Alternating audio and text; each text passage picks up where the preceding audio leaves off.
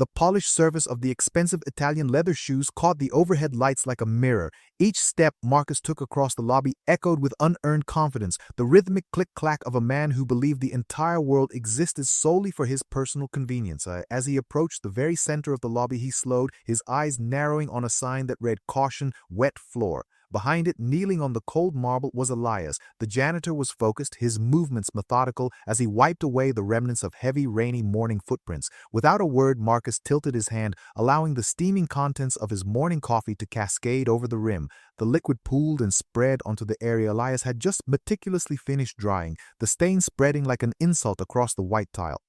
Marcus didn't apologize. He simply stared down with a calculated smirk. Elias looked up slowly. At 45, his face was a quiet map of experiences, his expression as steady as a deep lake. He didn't flinch at the blatant disrespect. Instead, he looked Marcus in the eye, his gaze possessing a hidden intelligence that the executive found unsettling. The office was a temple of corporate greed, a tall, towering structure of glass and steel in Chicago. Through the windows, the majestic gray skyline loomed, indifferent to the human dramas playing out within these walls every morning. The modern aesthetic was sharp, cold, and clinical, designed to make people feel entirely replaceable. For Marcus, this was his kingdom, and men like Elias were merely background noise, as invisible as the hum of the air conditioning.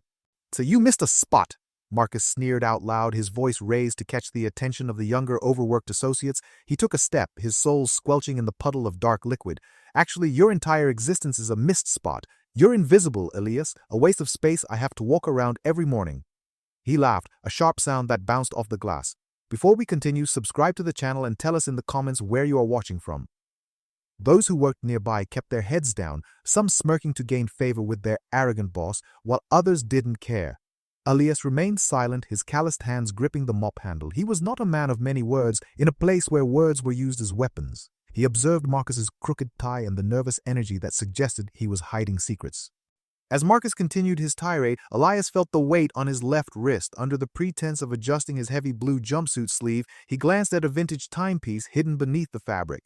It was a rare watch that cost more than Marcus's sports cars, a valuable relic of a life that existed beyond the janitorial closet. Elias tucked it back safely away, the cold steel against his skin, a reminder of why he was there. He wasn't just a man cleaning floors, he was a silent judge conducting a culture audit of the empire he had painstakingly built. He had endured the arrogance of Marcus for 6 months, documenting every single transgression and one single moment of corruption, waiting for the right moment to let the hammer fall. The morning was shattered by frantic, echoing footsteps. CEO Miller burst into the lobby, his face pale, shaking his head. He didn't even notice Marcus or the coffee.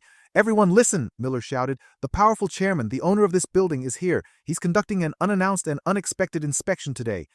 A wave of panic swept through the lobby. Marcus froze, realizing he had no idea what the secretive billionaire looked like in person. "He's here?" Marcus whispered, looking around at the glass and the men in their expensive suits, completely ignoring the janitor at his feet. Elias gripped his wooden mop handle a little tighter, a faint, knowing shadow of a smile playing on his lips as the chaos finally began, watching the world he owned tremble with fear at the truth hidden in plain sight. The atmosphere within the skyscraper shifted from a frantic buzz to a suffocating silence as the weight of the CEO's announcement settled over the staff. Marcus, usually the predator of the cubicle farm, now looked like cornered prey. His eyes darted nervously, searching for a target to deflect his growing dread, and inevitably they landed on Elias. The janitor was quietly attending to a smudge on a glass partition, his presence a calm contrast to the chaos. To Marcus, Elias was a reminder of everything he loathed, lowly, quiet, and seemingly content with his station. The executive needed to feel powerful again, and he knew exactly how to achieve it. "You!" Marcus barked, his voice cutting through the hushed whispers of the office. "The vents in the third-floor conference wing are a disgrace. I don't care if you haven't had your lunch break. I want every single grate scrubbed until I can see my own reflection in the metal. If the chairman sees a speck of dust, I'll make sure you're out on the street by sundown." Elias didn't offer a word of protest. He simply inclined his head, gathered his heavy ladder and brushes, and moved toward the vents. For the next several hours, he worked in the shadows of the ceiling, his lungs breathing in the gray dust of a decade, while below him, the corporate world spun in a dizzying dance of artificial perfection. From his high vantage point, he watched the executives scramble, their polished exteriors cracking under the pressure of the impending inspection. By mid-afternoon, the cruelty reached a fever pitch. Elias was navigating his cleaning cart through the narrow service corridor when Marcus appeared, his face flushed from a series of frantic phone calls. As their paths crossed, Marcus didn't just step aside, he deliberately extended his foot, catching the wheel of the cart and sending Elias stumbling. The janitor hit the floor with a dull thud, his bucket tipping and spilling a wave of soapy gray water across the corridor. The sound of the plastic hitting the tile echoed like a gunshot. A group of junior associates standing nearby chuckled softly while others pointedly ignored the scene, their eyes fixed on their tablets. It was a moment of total isolation, a public demonstration of Elias's supposed worthlessness. "Clean it up, clumsy fool," Marcus spat, stepping over the spreading puddle and the man on the floor without a second thought. Elias remained still for a moment, his palms stinging against the cold tile, but then a small hand reached into his field of vision. Sarah, a young intern known for her tireless work ethic and quiet demeanor, knelt beside him. Ignoring the stares of her peers, she began picking up the soaked sponges and uprighting the heavy bucket. "I'm so sorry, Elias," she whispered, her voice thick with genuine empathy. "He has no right to treat you this way. Please let me help you." Elias looked into her eyes and saw a flicker of human decency that had survived the building's cold ambition. He gave her a brief, meaningful nod, a silent acknowledgement that would remain etched in his mind long after the day was over. Later, while Elias was emptying a trash bin near Marcus's private office, he caught the sound of a muffled, heated conversation. The door was slightly ajar and Marcus was inside, his voice a low, conspiratorial hiss. He was speaking to a contact about shifting company funds into a private offshore account, laughing about how the big boss would never notice a few missing millions amidst the chaos of the inspection. Marcus spoke with the reckless confidence of a man who believed his surroundings were empty, treating the janitor as nothing more than a piece of office furniture. Elias listened, his sharp mind recording every detail of the embezzlement scheme, every bank name, and every fraudulent transaction.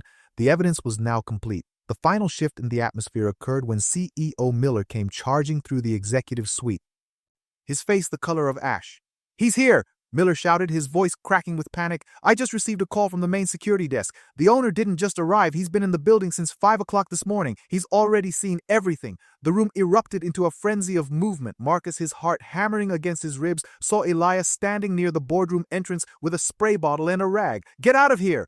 Marcus screamed, physically grabbing Elias by the shoulders and shoving him toward the service elevator. "The real people are coming to decide our futures. We can't have a pathetic janitor ruining the aesthetic of the boardroom. Get to the basement and don't come out until I tell you." He shoved Elias one last time, the force nearly knocking him over. Elias didn't fight back.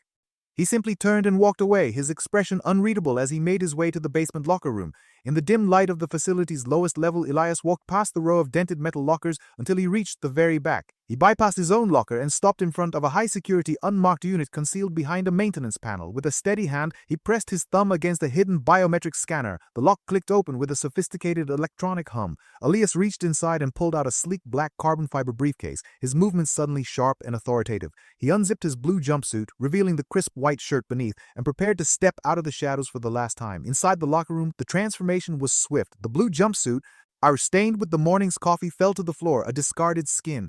Elias had always been more than the world perceived. He opened the briefcase, revealing a bespoke three-piece suit tailored with surgical precision.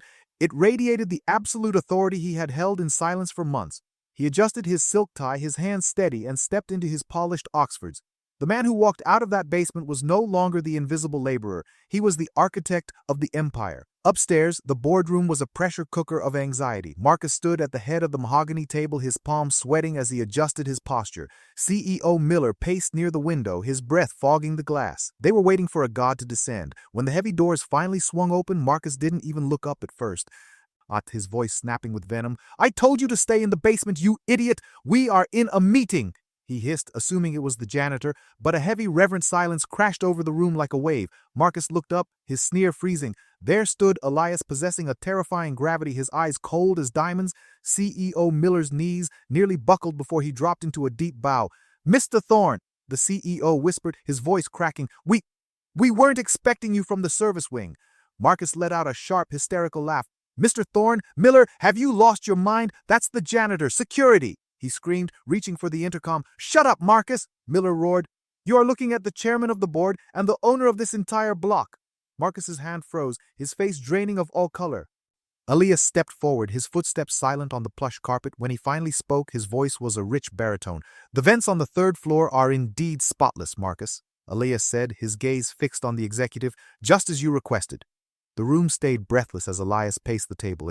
For 6 months I have watched this company. I have heard every insult and felt every intentional shove. You called me a waste of space. You told me I was invisible. Elias leaned in, his shadow looming over Marcus. But the invisible see everything. I was here for a culture audit to see if the heart of my company was as rotten as its ethics, and I found much more than just a lack of kindness.